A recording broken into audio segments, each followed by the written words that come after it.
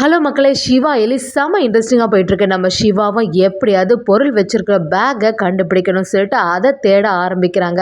அதே சமயத்தில் ஒரு பக்கம் பரசுராமன், இன்னொரு பக்கம் வர்மான்னு சொல்லிட்டு ரெண்டு பேரும் சிவா எலிக்கு குடைச்சல் கொடுக்க ஆரம்பிக்கிறாங்க. ஒரு வில்லனை தாங்க முடியாது, இங்கே ரெண்டு வில்லன்கள் சேர்ந்த மாதிரி நம்ம சிவா எலிக்கு ஆப்பு வைக்கிறதுக்கு ரெடி ஆகிட்டு இருக்காங்க.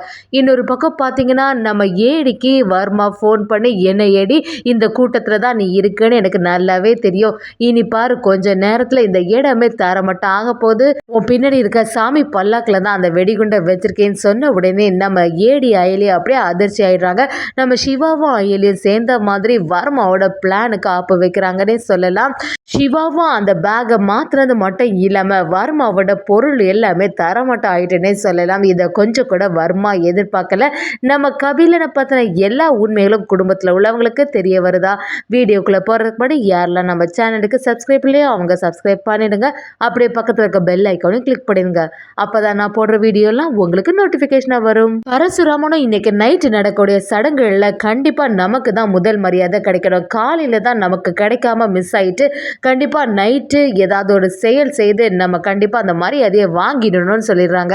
அது மட்டும் இல்லாமல் வெளியிலேருந்து வந்த அந்த சிவா எப்படி நம்ம ஆட்களை அடித்து துவம்சம் பண்ணலாம், கண்டிப்பாக அந்த சிவாவுக்கு ஒரு ஆப்பு வைக்கணும்னு சொல்லிட்டு அதுக்கு ஏற்ற மாதிரி பிளானை போடுறாங்க.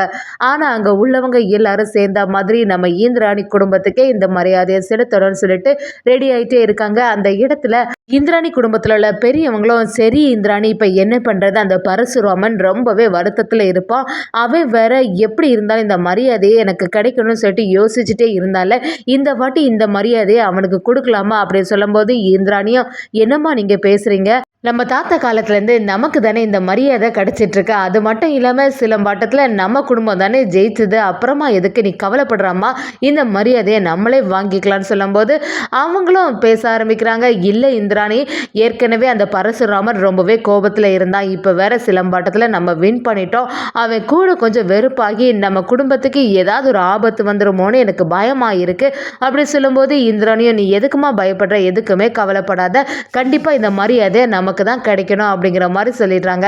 ஒரு வழி அங்கே உள்ளவங்க எல்லாருமே ஊர் மக்களும் சேர்ந்த மாதிரி இந்த மரியாதை செங்கோட்டை வேலன் குடும்பத்தை சேர்ந்தவங்க தான் கிடைக்கணும்னு சொல்லிட்டு ஒரு முடிவு எடுக்கிறாங்க.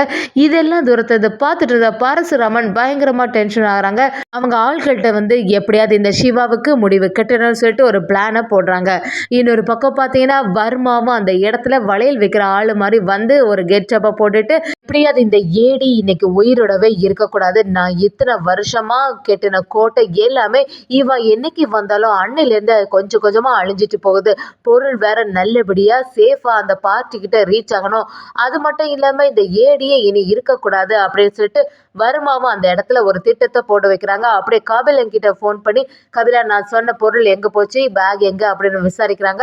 கபிலன் அந்த இடத்துல, வர்மா நீ எதுக்கு இந்த கெட்டை போட்டுட்டு இந்த இடத்துல வந்த, நான் வேற குடும்பமாக இந்த இடத்துல இருந்துட்டு இருக்கேன், இப்படிப்பட்ட சிச்சுவேஷனில் எல்லார்கிட்டையும் மாட்டினேன்னா அதுக்கப்புறமா நடக்கிறது வேறையா இருக்கும் அப்படின்னு சொல்லும்போது வர்மாவும், அதெல்லாம் என்னோட பிரச்சனை கிடையாது கபிலா, எப்படி இருந்தாலும் எனக்கு பொருள் சேஃபாக இருக்கணும், கரெக்டான சமயத்தில் பார்ட்டிக்கிட்ட அந்த பொருள் சேரணும் அப்படின்னு நம்ம கபிலன் கிட்ட சொல்கிறாங்க.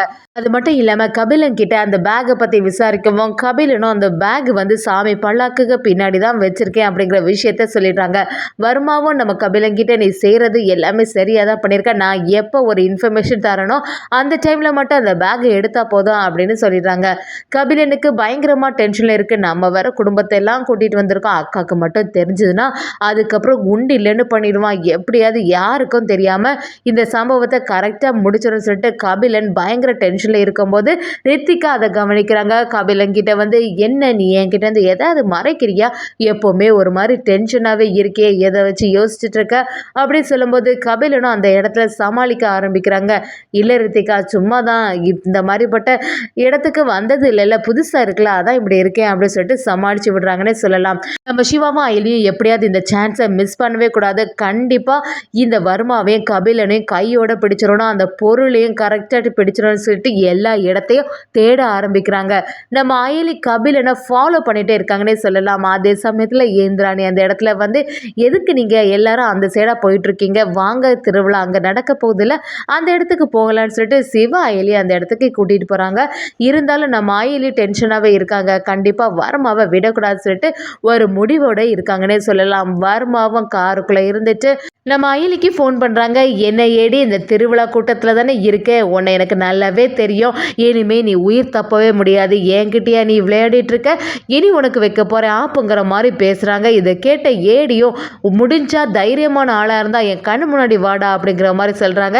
இருந்தாலும் வர்மா அதை கண்டுக்கவே இல்லை. அப்படியே நம்ம ஏடிக்கிட்ட வந்து உன் பின்னாடி ஒரு சாமி பல்லாக்கு இருக்குல்ல, அதோட சேர்த்து ஒரு வெடிகுண்டு வச்சுருக்கேன். இன்னும் கொஞ்ச நேரத்தில் இந்த இடமே வந்து வெடிச்சு தரமாட்டேன் ஆக போகுது பாரு அப்படிங்கிற மாதிரி அயலிக்கிட்ட பேசுகிறாங்க. இதை கேட்ட உடனே அயலி அப்படியே அதிர்ச்சி ஆயிடுறாங்க. என்ன சொல்கிற, இங்கே வேற நிறைய கூட்டம் இருக்குது, இந்த மாதிரிலாம் செய்யாத, என்ன பழி வாங்கணும்னு சொல்லிட்டு இந்த இடத்தையே தரமாட்டோம் ஆக்காத அப்படின்னு சொல்லிட்டு வர்மா கிட்ட ரொம்பவே கெஞ்சி பேசுகிறாங்க நம்ம அயலி. என்கிட்ட யாராவது மோதுனா இதான் கதின்னு சொல்லிட்டு வர்மாவும் அந்த இடத்துல இன்னும் கொஞ்ச நேரத்தில் வெடிக்க போகிறது பாருன்னு சொல்லிட்டு 1 2 3ன்னு கவுண்டிங்கை ஸ்டார்ட் பண்ண ஆரம்பிக்கிறாங்க. அயலியும் அவங்கள்ட்ட பதட்டம் ஆன மாதிரி பேச ஆரம்பிக்கிறாங்க. கொஞ்ச நேரத்தில் பார்த்தீங்கன்னா எதுவுமே வெடிச்ச மாதிரி இல்லை. நம்ம அயலி மட்டும் என்ன வெடிச்சிரும்னு சொல்லிட்டு ரொம்பவே சந்தோஷப்பட்டியா, அந்த பேக் எல்லாம் எப்போவோ மாற்றி வச்சாச்சு அப்படிங்கிற மாதிரி சொல்கிறாங்க. இதை கேட்ட வர்மா அப்படியே ஷாக் ஆகிடுறாங்க. என்ன ஆச்சு, அப்போ அந்த பேக் எங்கே இருக்குன்னு விசாரிக்கும் போது அயலியும் வேற எங்கே இருக்க போது, நீ பொருள் வச்சிருக்கல ஒரு காரு, அதுக்குள்ளே தான் இருக்குது. இனிமே உன்னோட அந்த ட்ரக்ஸோட சேர்ந்த மாதிரி அந்த இடமே தரமட்டம் ஆக போகுது அப்படின்னு சொல்கிறாங்க. இதை கேட்ட உடனே வர்மா அப்படியே அதிர்ச்சி ஆகிடுறாங்க. அயலியும் அந்த இடத்துல என்ன வர்மா, இதுதான் உன் பொருளை வச்சு உனக்கே ஆப்பு வைக்கிறது அப்படிங்கிற மாதிரி செமையை அந்த இடத்துல டயலாக் விடுறாங்க. வர்மாவும் நம்ம அயலிக்கிட்ட வந்து உன்னோட சாவு இனிமேல் என் கையில் தான், என்னையே இப்படி மாட்டி விட பார்க்குறியா அப்படின்னு சொல்லிட்டு செமையாட்டு வர்மாவும் அந்த இடத்துல பேச ஆரம்பிக்கிறாங்க. அந்த இடத்துல ஒரு ஃப்ளாஷ்பேக்கில் நம்ம சிவா அந்த பேக்கை ஏற்கனவே கண்டுபிடிக்கும் போது அதில் திறந்து பார்த்தா வெடிகுண்டு இருக்கிறத கவனிக்கிறாங்க. இதை தெரிஞ்சுக்கிட்ட அயலியும் சிவாவும் சேர்ந்த மாதிரி சரி அந்த பொருள் எங்கே இருக்கும் அப்படி தேடும்போது ஒரு காருக்குள்ளே கண்டுபிடிக்கிறாங்க. சரி இந்த காருக்குள்ள பொருள் இருக்குல்ல, பேசாம இது கூட இந்த வெடிகுண்டை வச்சிட வேண்டியதான்னு சொல்லிட்டு அந்த இடத்துல வைக்கிறாங்க. கரெக்டட் 7 மாசம் அந்த காரும் கரெக்டான சமயத்துல வெடிச்சிருந்தே சொல்லலாம்.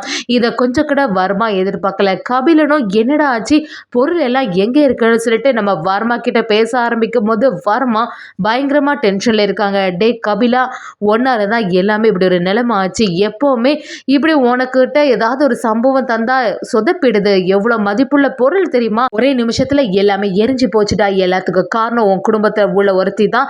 இனிமே அவளை சும்மாவும் விட போறதில்ல. கபிலா உனக்கு இருக்க ஆப்பு அப்படிங்கிற மாதிரி கபிலன் கிட்ட சொல்லும் போது கபிலன் பயங்கரமா டென்ஷன் ஆயிடுறாங்க.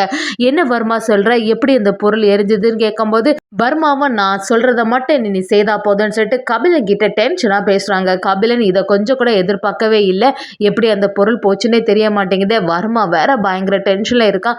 நம்ம மட்டும் அவன்கிட்ட சிக்கணும்னா இப்ப நம்மளை ஒரு கதி ஆக்கிடுவான். எப்படியோ கொஞ்ச நாளுக்கு அந்த வர்மாவோட கண்ணில் படாத மாதிரி பார்த்துக்கணும்னு சொல்லிட்டு கபிலனும் யோசிக்கிறாங்க. இதெல்லாம் தூரத்துலேருந்து நம்ம சிவாவும் அயலியும் பார்த்துட்டு ஒரு வழியாக இந்த பொருளும் அழிஞ்சு போச்சு, எனக்கு ஏதோ வர்மாவுக்கு என்னை பற்றின எல்லா விஷயமும் தெரிய ஆரம்பிச்சிட்டுன்னு நினைக்கிறேன்னு சொல்லிட்டு நம்ம அயலியும் சிவா கிட்ட சொல்கிறாங்க.